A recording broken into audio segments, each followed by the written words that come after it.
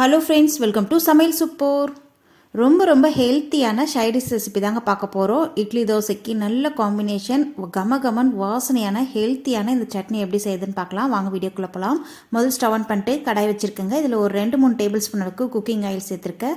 எண்ணெய் சூடானதும் 2 table spoon அளவுக்கு உளுத்தம்பருப்பு, 1 டேபிள் ஸ்பூன் அளவுக்கு கடலைப்பருப்பு சேர்த்துட்டு இந்த 2 பருப்புமே ஓரளவுக்கு செவந்து வரட்டும். ரொம்ப செவரணும்னு அவசியம் இல்லைங்க. ஓரளவுக்கு வறுப்பட்டதுக்கப்புறம் இதுக்குள்ளே 2 காய்ந்த மிளகாய், நம்ம வரமிளகாய் இருக்குது இல்லைங்களா, அதை சேர்த்துக்கலாம். கூடவே 3 பச்சை மிளகாய் கீரி வச்சுருக்கேன், அதையும் சேர்த்துக்கலாம். நீங்கள் எவ்வளோ சட்னி செய்கிறீங்களோ அதுக்கு தகுந்த அளவுக்கு பச்சை மிளகாயும் காய்ந்த மிளகாயும் பிரித்து எடுத்துக்கோங்க. கூடவே ஒரு 1/4 இன்ச் அளவுக்கு இஞ்சி பொடியாக கட் பண்ணதை சேர்த்துட்டு வறுத்துக்கலாங்க. இந்த பருப்போடே சேர்ந்து இந்த பச்சை மிளகாய், வரமிளகாய், இஞ்சியெல்லாம் வறுப்பட்டு வந்துடும். பாருங்கள், பாதி அளவுக்கு வறுப்பட்டதுக்கப்புறம், பருப்பெல்லாம் பாதி அளவுக்கு வறுப்பட்டதுக்கப்புறம் கூடவே 3 பெரிய வெங்காயம் நீல வாக்கில் கட் பண்ணது சேர்த்துட்டு கூடவே தேவையான அளவுக்கு உப்பு சேர்த்து வதக்கிக்கலாங்க. வெங்காயம் சீக்கிரம் வதங்கி வந்துடும். இந்த பருப்போடே சேர்ந்து பாருங்கள், இந்த அளவுக்கு வெங்காயம் வதங்கினா போதும். இந்த அளவுக்கு வதங்கினதுக்கப்புறம் இது கூட 1 கட்டு அளவுக்கு கொத்தமல்லி இலைகள் நல்லா ஆஞ்சிட்டு தண்ணியில் 2-3 டைம் அலசி ட்ரை பண்ணி எடுத்து வச்சுருக்குங்க, அதை சேர்த்துக்கலாம்.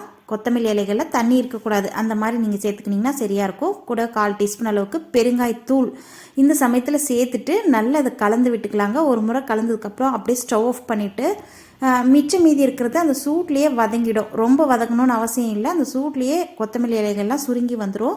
பாருங்கள், இந்த அளவுக்கு கலந்து விட்டோன்னா சரியாக இருக்கும். அந்த சூட்லேயே மீதி வதங்கிடுச்சு. நம்ம கொத்தமல்லி இலைகளை சேர்த்துட்டு ஒரு 30 செகண்ட்ஸில் ஸ்டவ் ஆஃப் பண்ணி விட்டுருங்க. நல்லா ஆற விட்டுருங்க. ஆறுனதுக்கப்புறம் நம்ம இதை மிக்ஸி ஜாரில் ட்ரான்ஸ்ஃபர் பண்ணிக்கலாம். மிக்ஸி ஜாரில் மாற்றினதுக்கப்புறம் கடைசியாக 2 இன்க்ரீடியன்ட் சேர்க்க போகிறோம். அது ரொம்ப முக்கியம். அது நம்ம ராவா தான் சேர்க்க போகிறோம். தேங்காய் அருவாமனையில் திருவிட்டு ஒரு 3 டேபிள் ஸ்பூன் ஆகிற மாதிரி எடுத்து வச்சுருக்கேங்க, அதையும் சேர்த்துட்டு கூடவே சின்ன நெல்லிக்காய் சைஸ் அளவுக்கு புளி தண்ணியில் நல்லா ஊற வச்சு வச்சுருந்தாங்க, அதையும் சேர்த்துட்டு தேவையான அளவுக்கு தண்ணி சேர்த்துட்டு சட்னி நல்லா நைஸாக அரைச்சி எடுத்துகிட்டு வந்துடலாம். ரொம்ப சுவையாக இருக்குங்க. நாக்கிலே நிற்கும் இந்த சுவை. பாருங்கள், பசுமை நிறம் மாறாமல் சூப்பராக கமகமன் வாசனையான சட்னி ரெடி ஆகிடுச்சு. இந்த அளவுக்கு அரைச்சிக்கினா சரியாக இருக்கும்.